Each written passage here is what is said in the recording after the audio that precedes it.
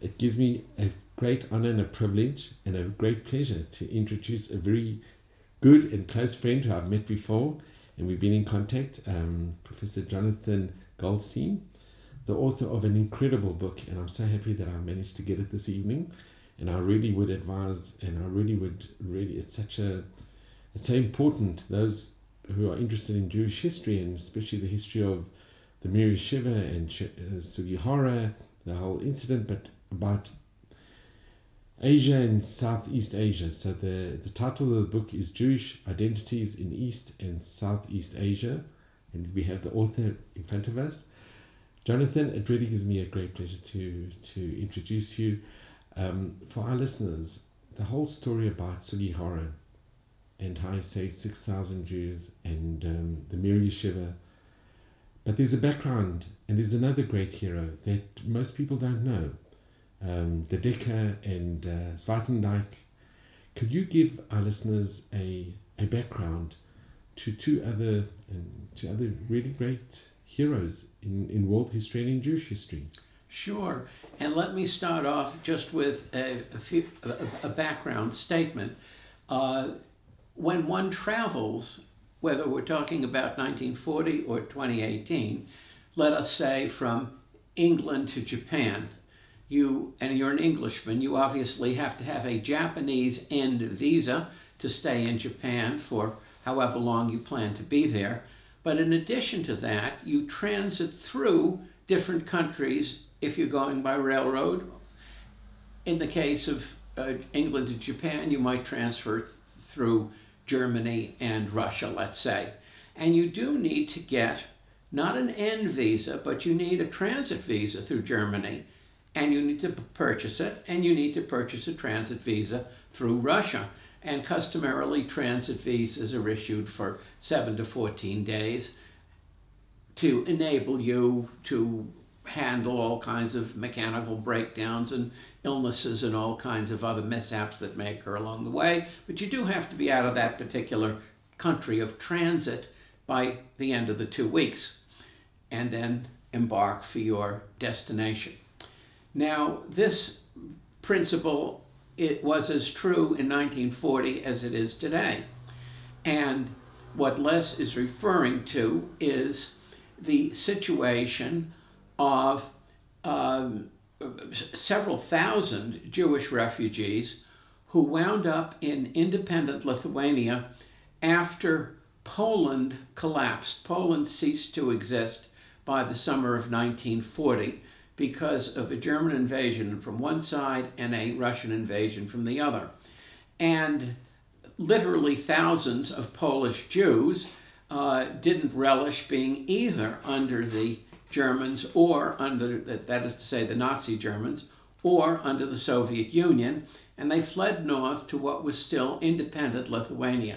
And Lithuania would remain an independent country for a matter of weeks until the Germans turned their eyes on Lithuania and annexed it as well. But there is that very important interim period of perhaps 6 weeks when these Polish refugees en masse arrived in Lithuania, desperate to go someplace else, fairly certain that Lithuania would be occupied as well. So, what were they able to do? Literally knocked on the door of every consulate that was in Kovna, the capital of Lithuania. And by quirk of fate, a Dutch Jew, Nathan Gutweert, had married a Polish Jew, a woman of Polish nationality, origin, passport, and so forth. And Nathan Gutweert wanted, of course, to get himself out as quickly as possible, as well as his wife. Can I mention, he was studying at Tel Yeshiva. He was a Tel Yeshiva student, and did have a Dutch passport, so he could have gone to any Dutch colony without any problem as a Dutchman. But what about his wife?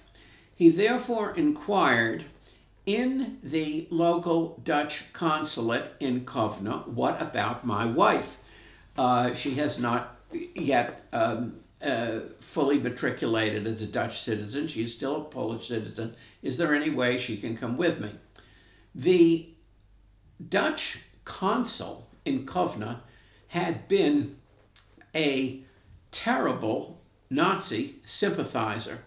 And by this point, the summer of 1940, Holland had been overrun, and the Dutch government in exile, which was then based in London, got rid of that man, and they were hunting around for a replacement. They found that the local sales rep for Philips light bulbs, Dutch company, was available, and was certainly a better individual to handle matters like a stamp and a visa than this horrible Nazi who had been there before.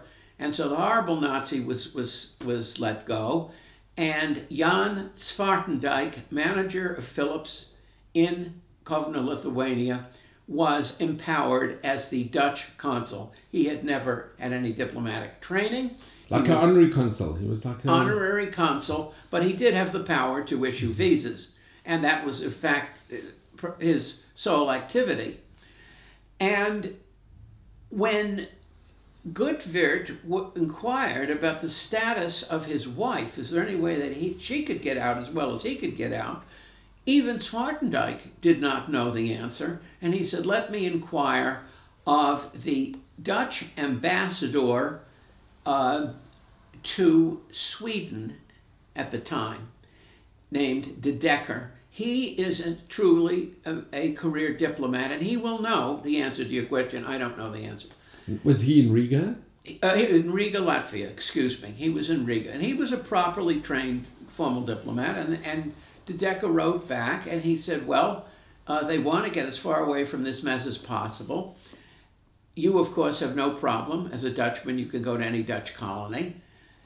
There is a provision that in the Dutch West Indies, no visa is required for entry. In other words, you can take her with you right now, but upon arrival in Curacao, the local governor at that point of entry can say yay or nay, we'll let you in or not. He has to give his authority. He has to give the authority. So, in other words, you can have a visa, but it's a visa contingent on the whim of the local official in Curacao. Governor in Curacao. Now, beggars can't be choosers, so, of course, Gutwirt said, yes, let's do it, write into my passport this particular thing. Now, at this point, what came into being is what is called to this day a Curacao visa, which is meaning a not 100% truthful white lie type of a visa. And what was concocted by Zwartendyk in collaboration with Nathan Gutwirt was you stamp into the person's Polish passport, no visa is required for entry to Curacao. That's a true statement. You leave off the second half, which says, and by the way, you do have to have the permission of the governor when you get there. So conveniently, the second part was left off. Prof, can I just make a comment over here? When I met with Zwartendyk's son, Emmanuel, so he mentioned that his father was the one, because he was in Kovna at the time, that had mentioned to Gutwirt that when he goes to Zwartendyk, he must insist, and he can ask him, please, not to include that last sentence with the authority of the governor. Yes, and let us emphasize the fact that Zwartendyk knew exactly what he was doing. He was no idiot. He was a skillful businessman. And when somebody says, leave off half of a contract, by the way, just don't put it down there. He's nobody's fool. He knew exactly that he was getting into the business of rescuing Jews by omitting that last sentence, which he does for, it turns out, thousands of these stranded individuals, stranded Jews, who were then in Lithuania, desperate to go anywhere. And I've said all of this about Zwartendyk before saying a single word about Sugihara. Zwartendyk issued an end visa. The end of the Gutwirth destination and lengthy trip would have been that island in the Caribbean.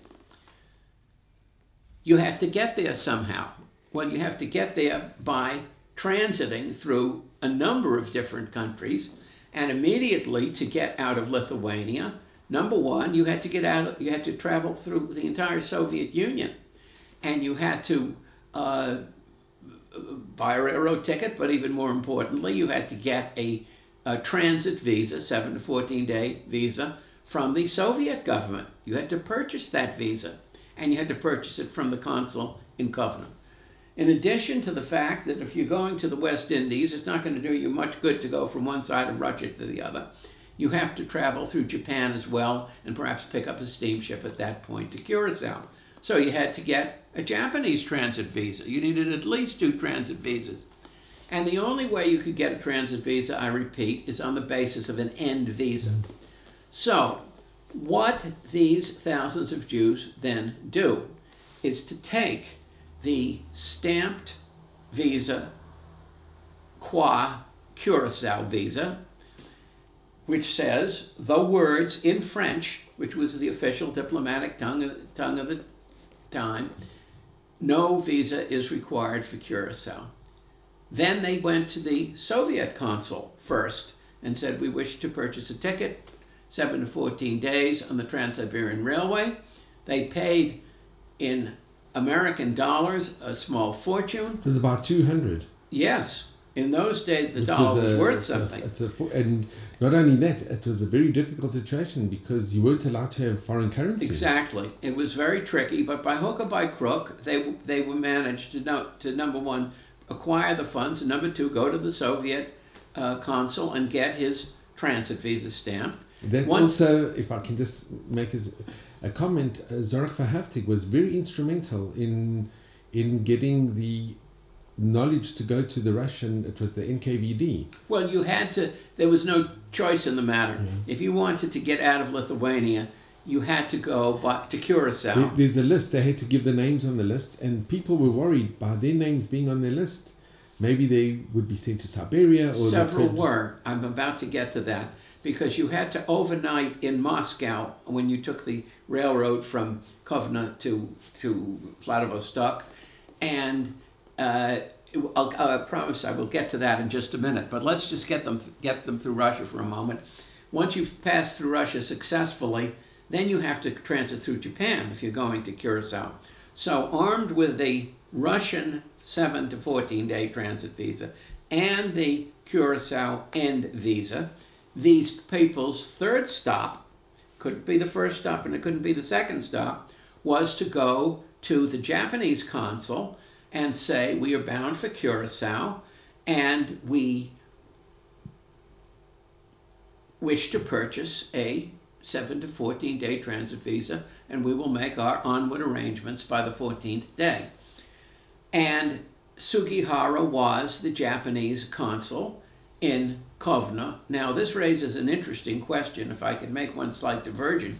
You might ask, why is there a Japanese consul in this rather backwater Lithuanian town? There were no Japanese living there. No Japanese. Why does the Japanese have a consulate there to begin with? And the reason for that is that Sugihara was a highly trained Japanese military intelligence officer who had served in China, he had served in Russia, he spoke Russian fluently, he had a Russian wife, and he was there to observe troop strengths of both the Germans and the Russians, which you could do quite conveniently from Lithuanian territory, and report back to his superiors the likelihood of a German invasion of Russia or a Russian invasion of Germany. All of these were part of the factors that Japan was calculating as it planned its attack on Pearl Harbor, was in the offing at that point. And the last thing in the world the Japanese wanted to do was to have to deal with a war with Russia at the same time as a war with the United States. So the information and the role of Sugihara is 100% as a Japanese intelligence officer, going with spies and with binoculars and dealing with the Polish underground and every other means he could to get troop strength information. Just a quick comment on this. He was also fluent in German, and that's according to Soliganov when he came into the shop, and he was a very they spoke to each other in German. Don't have any doubt that he was. His eldest son, Haruki, mentions when they used to go on outings in Lithuania, his father would disappear for hours on end, and he had his notebook. Yes. And they knew that he was taking notes. They Sure. knew that he was looking at the topography, and he was looking what was going on. And counting tanks and ditches, and he was this is highly well skilled. documented by his own family. Among the most skilled Japanese intelligence officers there were. Now, then you get to the question of when these several thousand Jews who already have an N visa and a trans visa and passport, they come to him and they say, "Will you please stamp my passport and get us through to Japan?" He did so. But With one small little comment. It's very interesting when they were outside the consulate. So Sugihara saw there were about 200 Jews outside the consulate. His wife documents this very well in her book, Visas for Life. Yes. And Sugihara told his secretary, "Please, can you ask for a delegation of 5 to come in?" Yes. And the head of that delegation who did come in is again this tremendous hero of ours, Zorak Verhaftig. He led the delegation of 5 with the Nisri, with others, and they came in, and Zorak was the one that actually asked Sugihara for the transit visa. Yes, and let us give credit where credit is due. I have purposely mentioned that he was the third step in this lengthy process of getting first an N visa and then a visa across the Soviet Union. The clock is ticking away on all of this. Indeed, the Soviets were about to take over Lithuania. It's still an independent country, but with literally days left before a full Soviet administration comes in.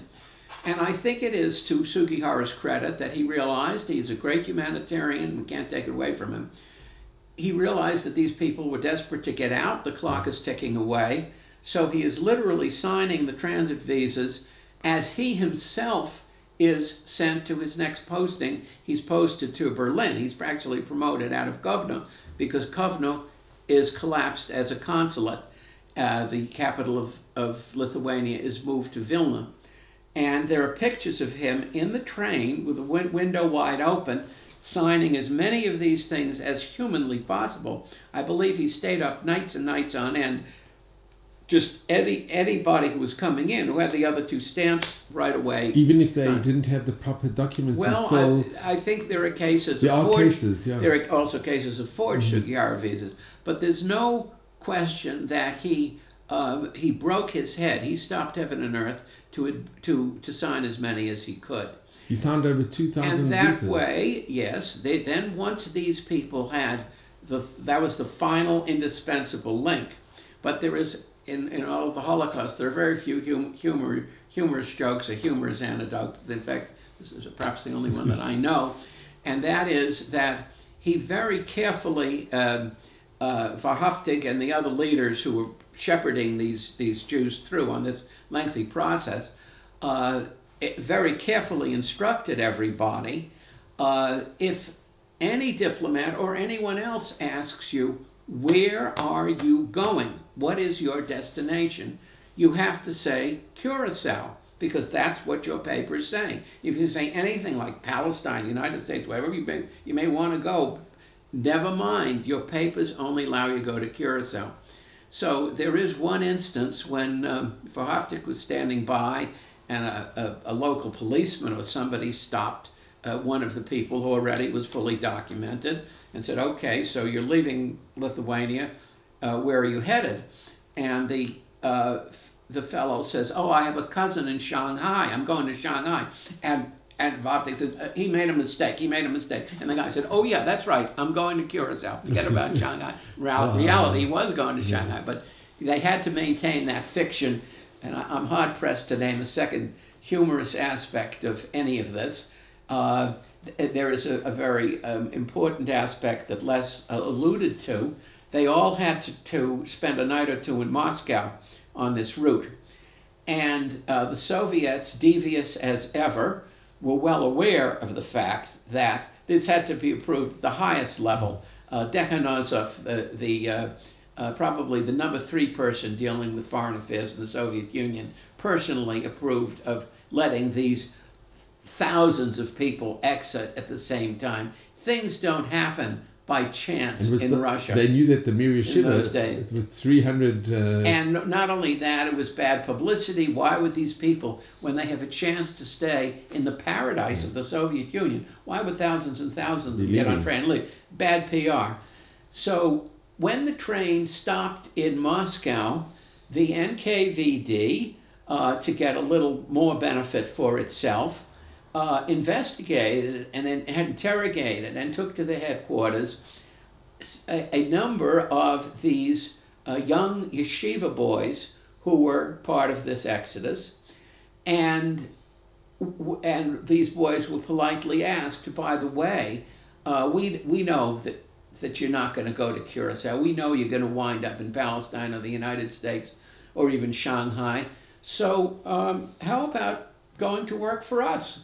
You know, we're nice enough to get you out of all of harm's way and across Siberia and everything else. How about signing on, and we'll have our contacts in these places reach you, and you report to them, and we'll pay you a nice salary and so forth. And several of these yeshiva boys reported back to Zwartendyk and said, this is what's happening to us. We're being hauled in. And several were never heard from again. So that was another downside of this whole escapade. But the vast majority, with the exceptions of 1 or 2, were put on that very lengthy Trans-Siberian Railway. They get to Vladivostok. Some, I believe, got to Nakhodka. These are ports on the Sea of Japan. There was also Tsuruga. Tsuruga. And Yeah, there were a number of ways. Once you had transited Siberia, you could also come down from Chita on the Chinese Eastern Railway to Dalian. There were a number of ways to get to Japan, where they were entitled to stay for 7 to 14 days. And when the whole bunch finally got into Japan, everyone admitted that we are certainly not going to this West Indian island, that the logistics of getting there would be next to impossible. And the closest place which would permit refugees to land was the city of Shanghai, which was at that point besieged by so many different governments and so many different jurisdictions, and a Sino-Japanese war raging, that it simply was a case of bureaucratic inertia. Anybody who could get to Shanghai at that particular point could walk ashore. Well, you could just walk ashore. There was a customs house which was used at one point. At this point, even the customs house was empty. It was vacated. And these people are all shepherded after being cared for briefly by a very small Jewish community. I think the Jewish community in Kobe was 14 families, and here there are thousands of people. But there were some that stayed there for a few months. Some do stay, some extend their visas, some come late, but the vast majority are shipped to Shanghai, and we have some marvelous accounts of the arrival in Shanghai. Think about how many times these people have been searched and hit up for money, and hit up for paperwork, and hit up for photographs, and hit up for steamship tickets and railroad tickets and everything else. And one of them writes that when he and his mother got off the boat in Shanghai and walked through the deserted Shanghai customs house, he says, he was a kid of about 12 years old. I can't believe that we could just walk ashore at a time when every other place in the world was demanding a mountain of paperwork or just plain saying no Jews welcome at all. So even to this 12-year-old kid, it was astonishing that they could get finally to Shanghai, where the vast majority of them stayed. Ultimately, there are some 18,000 Central and Eastern European Jewish refugees who find haven in this city where you could just walk ashore. And I emphasize the fact that Shanghai was a war zone, but it was a heck of a lot better than being back in Kovno. Wow. And all this you've documented in your amazing book, The Jewish Identities in East and Southeast Asia. Much more than to my credit, the late David Kranzler, in his book Japanese Nazis and Jews, has, I would call, certainly the most path-breaking and perhaps even the most comprehensive 500-page account just of this episode. And Irene Aber, senior sinologist at the Hebrew University, has also written a book on Jewish refugees in Shanghai, and I have contributed somewhat. So, Prof, I must tell you, you've given such an amazing insight. It really, it's such a treat to listen to you, and thank you so much for giving your valuable time and your expertise on this matter. I know you've been to Southeast Asia quite a few times. You're expert in the field, and your knowledge is it's unbelievable. It's impeccable. Well, thank you. It's my Well, pleasure. really, thank you very much. It is my pleasure to honor, as Yad Vashem has, belatedly after his death, several of these individuals whom I have mentioned and who certainly deserve honor. I think with Sugihara, he got Chasidei Motalan, the righteous amongst the Gentiles, a year before he died. And in the case of Zwartendyk, certainly the Yad Vashem recognition came after he died, but Zwartendyk did not actually know how many of the people whom he had enabled to flee actually did get out and did make it out. And literally in the last few weeks of his life, David Kranzler, the pioneer historian of Shanghai Jewish refugees, did manage to inform Zwartendyk about the whole picture that I have just outlined. And according to his son, he was the most modest man in the world. Yeah. You know, if somebody came to you and said, you know, you saved 2,000 lives and now they've had children, so by generation you've saved 6,000 people, a less modest person would say, boy, I'd like a little recognition, I'd like to make a movie, I'd like to do all kinds of things. Zwartendyk said, I'm glad I did the right thing. And that was his, and then he died literally a few weeks later after he did die knowledgeable of all the facts that I have just mentioned. And there is a monument for Zwartendyk at Boys Town in Jerusalem. Oh, yes. Well, here we have another whole story, but I'll make it in a couple of sentences.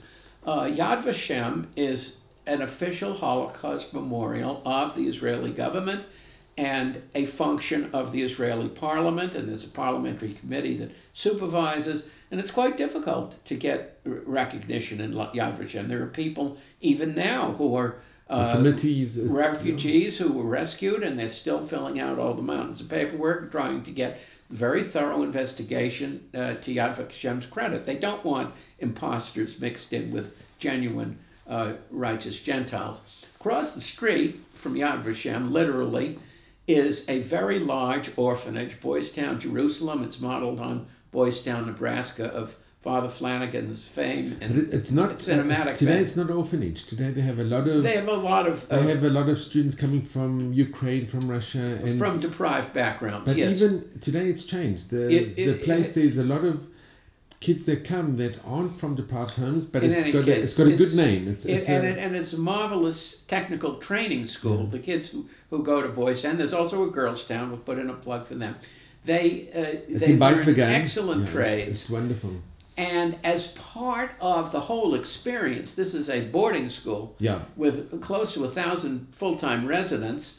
They began a small garden on the side of the hill of the opposite side of the same hill that Yad Vashem is on, and began creating matzevot, memorial stones, in the names of people whom they were fully convinced did a wonderful job, like Jan Zwartendyk. And of course, they can do it without having to go through the Israeli parliament and all of the procedures. So Boys Town began an active program at least 15 years ago, and I believe that Zwartendyk was the first one. Before he was recognized by Yad Vashem, there was a proper memorial created at Boys Town. One son came over from Rotterdam in the Netherlands, another one came over from Arizona. There was also a daughter, and there was a very meaningful ceremony. And since then, Boys Town prides itself on searching for some of these hidden Holocaust saviors who deserve full recognition, and then they're quickly memorialized, and 6 months, a year later, generally, Yad Vashem comes around to it. And this is most recently in the case of the Philippines, the rescue of a number of Jews in the Philippines. There was a Philippine memorial at Boys Town 6 months or a year before. To this day, I don't believe the Philippine rescue is still in the works of decision-making at Yad Vashem. But there's a very proper memorial, and every Philippine ambassador in the last 10 years or so makes a special pilgrimage to Boys Town, and gets credit where credit is due. You mentioned that in your synagogue back in Atlanta, Georgia. In Boston. In Boston, there was one Sugihara survivor, and that man is very energetic, and he has created a whole big Sugihara memorial stone at Temple Emeth in Chestnut Hill, Massachusetts. But what's very interesting, just as with Zwartendyk, Sugihara also didn't know how many people he had saved. And it took many years later that survivors, Nisri, who was in the Israeli government at the time, he was one of those original 5 that came into the consulate, met him, and then Zorach Haftig eventually met him, and they brought him to Israel, and he saw, and they told him what he had done, and he didn't know if he was successful or not in what he had done. Well, there's a very, very emotional, sorry if I'm getting too emotional on all of this, illustration of what you're talking about. And it was a bar mitzvah invitation that I received that had been forwarded to me from Jan Zwartendyk's son, either the son in Rotterdam or the son in Arizona, I don't recall it.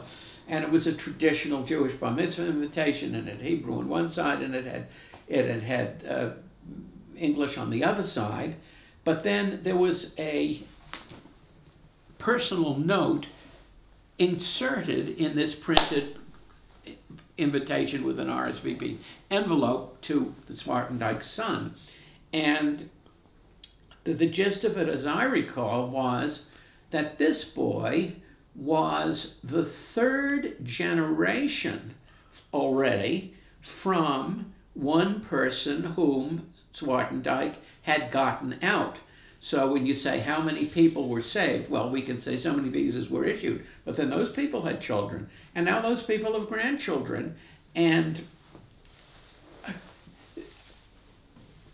this family said explicitly, we would not be alive, and our child would not be alive, had not your father did what he did. So the number has grown exponentially, and is continuing to grow. So of course we can't have figures on generations yet to come. So, Prof, I just want to mention, I gave a talk at the OU, the Israel Center, a few weeks ago, on why did Sugihara do what he did? Why did he, what influenced him? Mainly the gist was because of from my viewpoint, Soliganor.